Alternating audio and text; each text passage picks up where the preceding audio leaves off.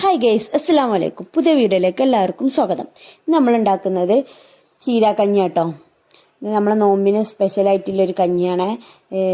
ഇത് തമിഴ്നാട്, കണ്ണൂർ ആ ഭാഗത്തൊക്കെ സ്പെഷ്യലായിട്ടുള്ളൊരു കഞ്ഞിയാട്ടോ. ഇത് പള്ളിക്കെന്നൊക്കെ അവിടെ ആ ഭാഗത്തൊക്കെ പള്ളിക്കെന്നൊക്കെ കിട്ടും കേട്ടോ ഈ കഞ്ഞി. അപ്പോൾ നമ്മൾ അരി നല്ലോണം കഴുകി വൃത്തിയാക്കിയതിൻ്റെ ശേഷം അതിലേക്ക് കുറച്ച് മഞ്ഞൾപ്പൊടി ഇട്ടുകാണ്ട് കുറച്ച് വെള്ളം പാർന്ന് കാണ്ട് നമ്മൾ വേവിച്ചാൻ വേണ്ടിയിട്ട് വെക്കുക കേട്ടോ. അങ്ങനെ വെന്തതിൻ്റെ ശേഷം നമ്മൾ വേറൊരു പാത്രത്തിലേക്ക് മാറ്റിയിട്ടുണ്ട്. എന്നിട്ട് നമ്മൾ തേങ്ങയും ചെറിയ ജീരകം ഇട്ടുകാണ്ട് അരച്ചത് അതിലേക്ക് നല്ലോണം തിളക്കാൻ വേണ്ടിയിട്ട് വെക്കട്ടോ. നല്ലോണം മിക്സ് ആക്കി കൊടുത്തിട്ട് പിന്നെ നല്ലോണം തിളച്ചതിൻ്റെ ശേഷമാണ് നമ്മൾ ഇതിലേക്ക് ഒരു പാൻ അടുപ്പത്ത് വെച്ച് അതിലേക്ക് നമ്മൾ നെയ്യ് പറന്ന് കൊടുക്കുക. 2 സ്പൂണ് നെയ്യിലാട്ടത് തൂമിക്കുക. എന്നിട്ട് നെയ്യ് പറന്നതിന് ശേഷം ചെറിയ ഉള്ളി ഇട്ടുകൊണ്ട് നമ്മൾ തൂമിച്ചതിന് ശേഷം നമ്മൾ പിന്നെ അതിലേക്ക് ഒഴിച്ച് കൊടുക്കട്ടോ. നല്ലോണം ചൂടായതിൻ്റെ ശേഷമാണ് നമ്മൾ ചെറിയ ഉള്ളി നമ്മൾ അരിഞ്ഞത് അതിലേക്ക് ഇട്ട് കൊടുക്കുന്നത് കേട്ടോ. ഇത് തറാവിയൊക്കെ കഴിഞ്ഞിട്ടാട്ടോ എല്ലാവരും കുടിക്കുന്നത്. നല്ല ടേസ്റ്റിലിട്ടൊരു കഞ്ഞിയാട്ടത്. അപ്പോൾ ഇതുമ്മ വീട്ടിൽ കുറേ ഉണ്ടാക്കിയിട്ടില്ല, നമ്മൾ എല്ലാവർക്കും കൊടുക്കാൻ വേണ്ടിയിട്ട് ഉണ്ടാക്കിയതാട്ടത്.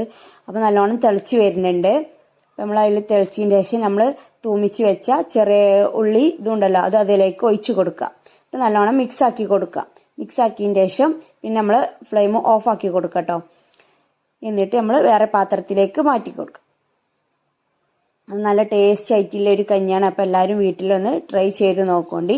അങ്ങനെ നമ്മളെ കഞ്ഞി റെഡി ആയിട്ടുണ്ട്. നമ്മൾ ഉമ്മീസ് അച്ചാറും കൂട്ടിയിട്ടാണ് നമ്മൾ കഞ്ഞി കുടിക്കുന്നത്. നല്ല നാരങ്ങ അച്ചാറുണ്ട്, അപ്പം അതും കൂട്ടിയിട്ട് നമ്മൾ കഞ്ഞി കുടിക്കുന്നത്. അപ്പോൾ വീഡിയോ ഇഷ്ടപ്പെട്ടാൽ ലൈക്ക് ചെയ്യുക, ഷെയർ ചെയ്യുക, കമൻറ്റ് ചെയ്യുക, സബ്സ്ക്രൈബ് ചെയ്യുക. അപ്പോൾ അടുത്ത വീഡിയോയിൽ കാണാം.